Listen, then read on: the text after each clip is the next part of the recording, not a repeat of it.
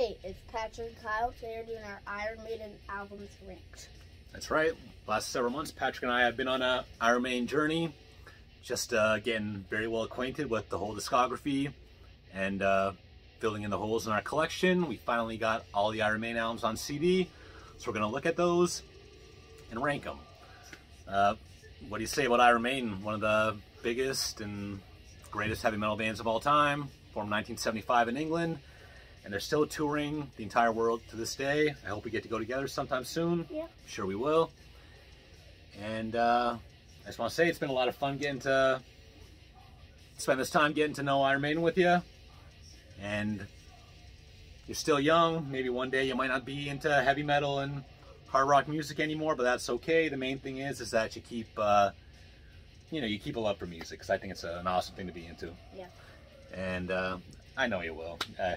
You like music, that's for sure. There's no way I'll be into like Taylor Swift or anything. That's not possible. Well, whatever you're into is fine with me. And that being said, I got a little something for you. I got you your first Iron Maiden t-shirt. Wow, this is really cool actually.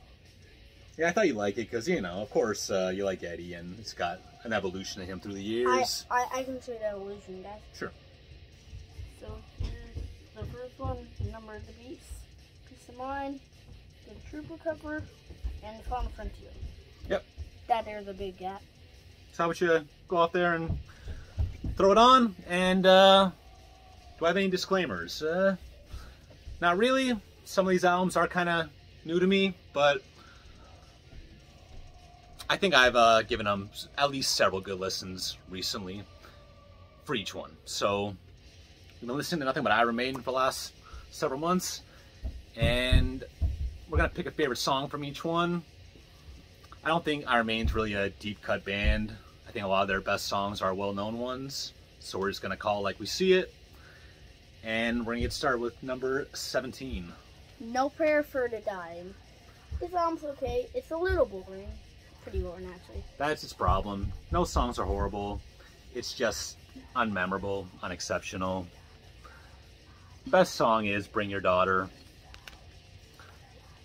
But even that one's, for big Iron Maiden songs, I don't think that one's great. So it's just kind of a boring, but not bad album. Number 16. This is the first Blaze Bailey one, The X Factor.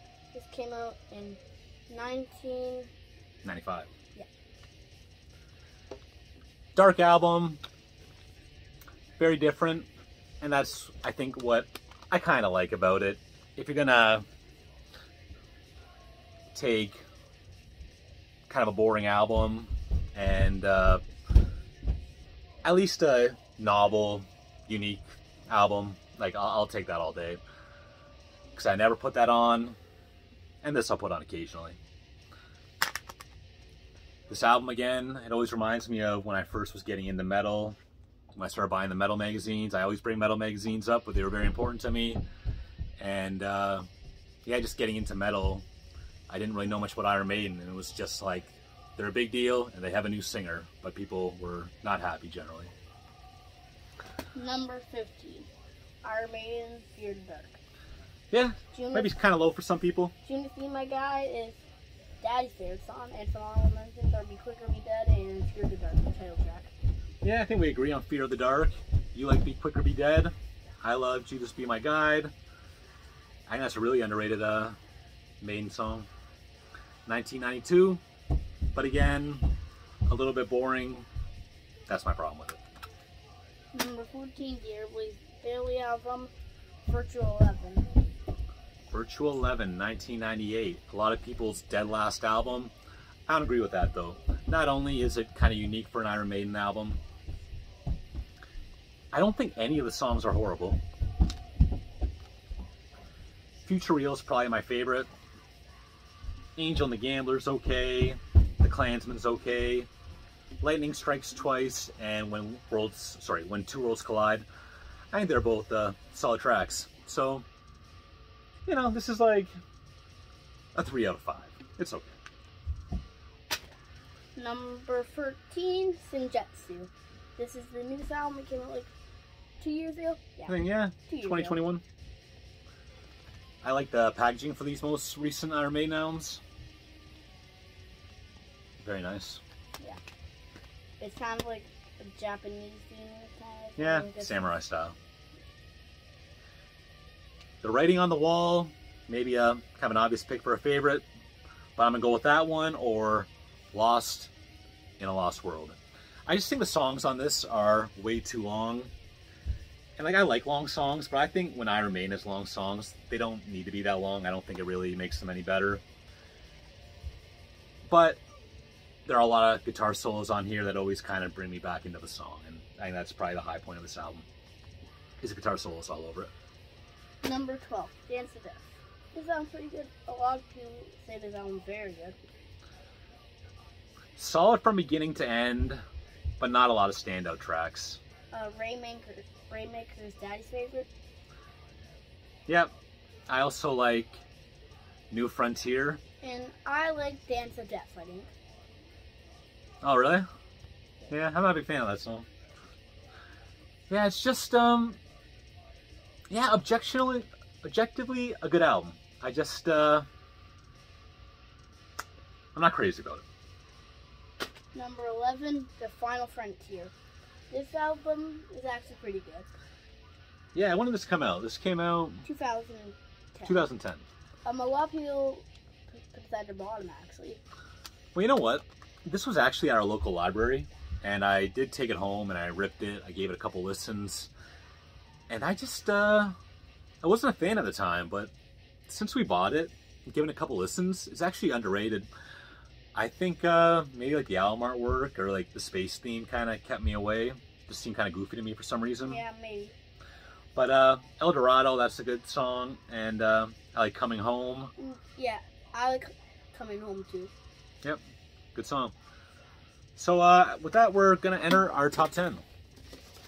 Number 10, A Matter of Life and Death. This came in 2006, and it's pretty good.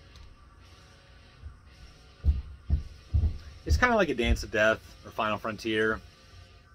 Solid from beginning to end. I think I would like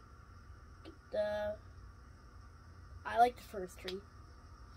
Different World, the opener. Yep. That's my favorite on here. Number 9. Brave New World. I know a bunch of songs on here. The Wicker Man's pretty good. Ghost and Navigator's okay. Brave New World is Daddy's favorite song. Brave New World's my favorite, yep. I think my favorite is probably The Wicker Man. I love the solo on the Wicker Man. Awesome. Blood Brothers is Blood Brothers, yeah. fine. Yeah, that's a live favorite, I think. They played both times I saw them, at least, or yeah, pretty sure. But this album starts strong. I think it gets weaker as it goes. I think a lot of people put this album higher than I have it here. I remember when it came out, people loved it. I think people were really happy that Bruce was back. But yeah, for us, number 9. What's our number 8? The Book of Souls. This album's pretty good. It's my favorite The last album since Bruce returned to the band. The last 2-3 songs are kind of long. Long and, yeah, lacking a spark. But I think they're okay for what they are. I like the first and second. If Eternity Should Fail and Speed of Light, those are probably the highlights. I agree with you. Yeah. I like Speed of Light the most. The Red and the Black's also great. Death or Glory, Shadows of the Valley. I love the CD. I think it would be like a top 5 one if it weren't for a couple of those songs at the end. Number 7, Seven Son of a Seven Son. This one's really good.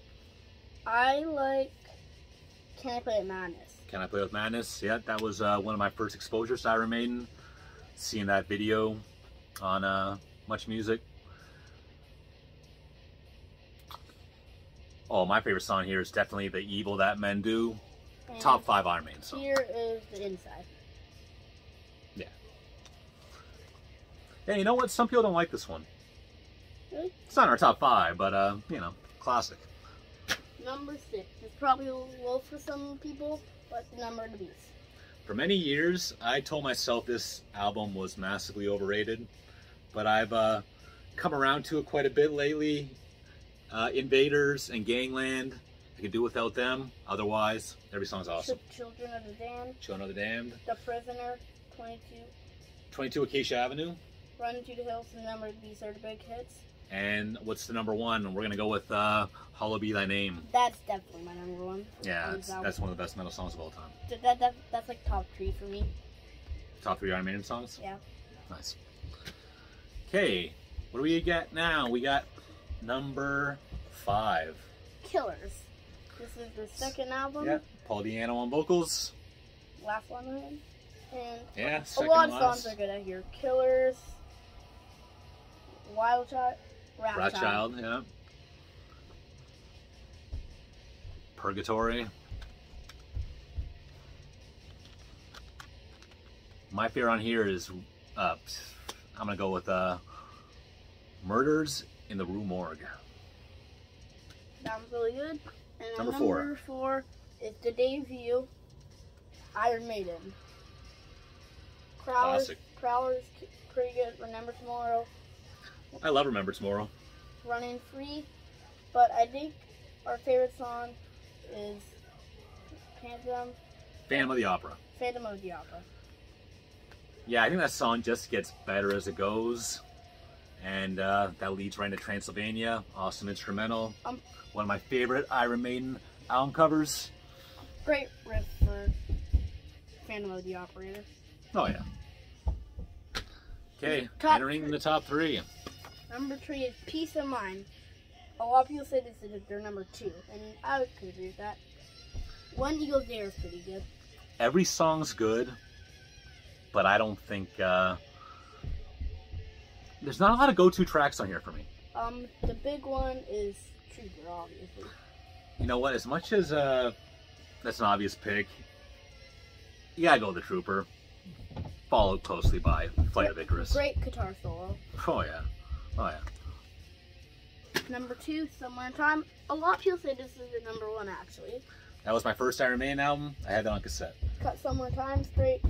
I think Wasted Years, my favorite song on here. Sorry, your favorite song's Wasted Years? Yeah, I think so. Yeah. My favorite is the opener, Caught Somewhere in Time, followed by, yeah, either Wasted Years or Sea of Madness.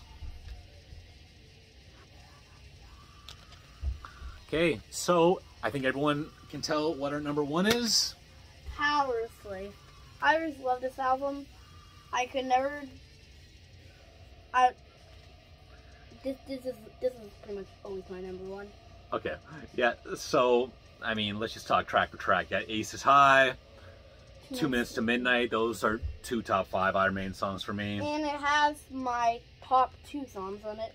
My number 2 is Power Slave, and my favorite Iron Maiden song, Ace is High. Nice. My favorite Iron Maiden song is definitely Power Slave. Amazing. I gotta say though, Rhyme of the Ancient Mariner, the epic closer. Like it, don't love it. Power Slave has an amazing guitar solo. That might be like, that's a top 5 metal guitar solo of all time. Lost for Words, the instrumental, one of the weaker ones, but I still like it. Same with the Duelist, Flash of the Blade. I'm not gonna give this 10 out of 10, but 9 out of 10 for sure. 9.5 out of 10. The best Iron Maiden album. For sure. And that's ranking. It. But one more thing. Yeah, one more thing. We just want to take a second to show this. So a few days ago, it was Daddy's birthday, and I made like a big 4-0. Iron Maiden card. It's like a rip-off of the Number of the Beast. It says Happy Maiden Birthday. And if you look really closely on everyone, you see Daddy and me, Kyle and me. And on the rest, it shows the first 7 albums. I didn't put the Number of Beast because it's on the cover. And then an Eddie cake. No, Iron Maiden's always got a theme. I guess this is the cake theme album. So, really cool birthday card, bud. Yep. Thanks a lot. had a good one. That's it for today, and we'll see you next time. See ya. Bye.